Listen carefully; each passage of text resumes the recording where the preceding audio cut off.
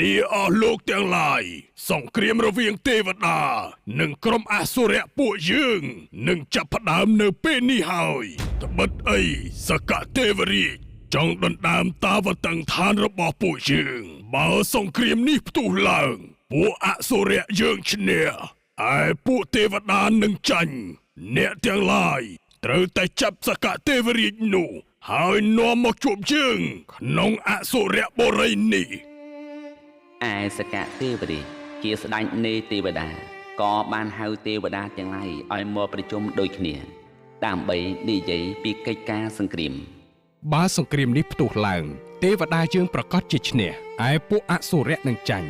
អ្នកទាំងឡាយត្រូវតែចាប់ស្ដេចអសុរៈឈ្មោះវបច្ចតិនោះមកជួបយើងនៅសាលាសុធម្មមាននេះក្រាបទូលព្រះអង្គ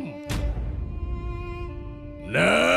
សកទេវរាជហើយហ៊ានមកដណ្ដើមតាវតឹងឋានរបស់យើងផងពិតជាមិនចេះប្រមាណឫទ្ធិខ្លួនមែនថ្ងៃនេះយើងនឹងចាប់ឯងយកទៅអសុរៈបុរីរបស់យើងមនាវបច្ចតិឯងមានតែភាពកោងកាចប្រះចាកពីផ្លូវសច្ចៈនិងធម៌មេត្តាឯងមិនគួរនឹងមានវត្តមាននៅទីនេះឡើយពួកយើងចូលប្រយុទ្ធចូលសម្លប់វាទៅចូលយ៉ាហិស្លាប់យ៉ា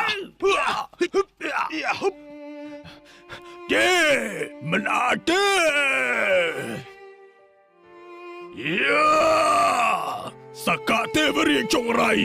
យើងមិនចាញ់ឯងទេយើងគ្រាន់តែធ្វើប្រហែសបន្តិចតែប៉ុណ្ណោះបើឯងខ្លាំងមែនស្រ័យចំណងឲ្យយើងទៅយើងប្រយុទ្ធគ្នាម្ដងទៀតអួតអាងថាខ្លួនជាអ្នកស្ងប់ស្ងាត់ជាអ្នកមានធម៌ស្អីទៅឯងជាពួកកំសាទៅវិញទេឲ្យតែយើងរួចខ្លួនពីទីនេះ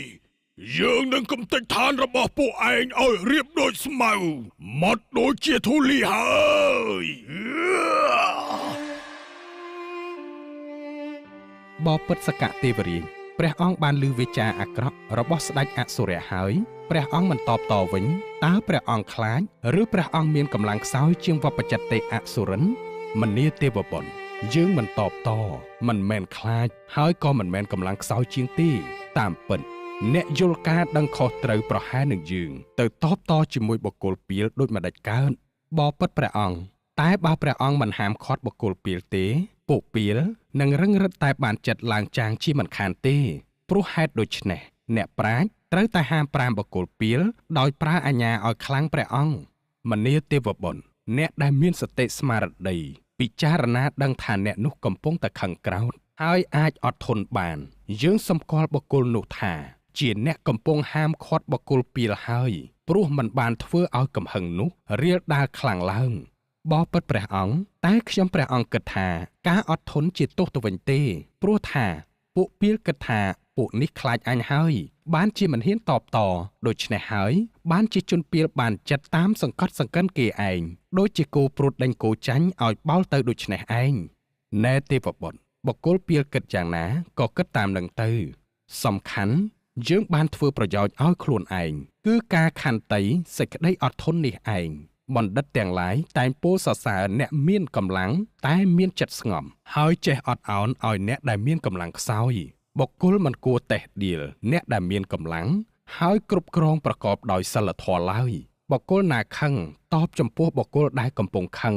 សេចក្តីសៅហ្មងរមែងមានដល់អ្នកនោះឯងបុគ្គលណាមានស្មារតីថាគេកំពុងខឹងហើយអត់ធន់បានបុគ្គលនោះឈ្មោះថាប្រព្រឹត្តនៅប្រយោជន៍ដល់ជនទាំងពីរខាងគឺខ្លួនឯងផងនិងអ្នកដទៃផង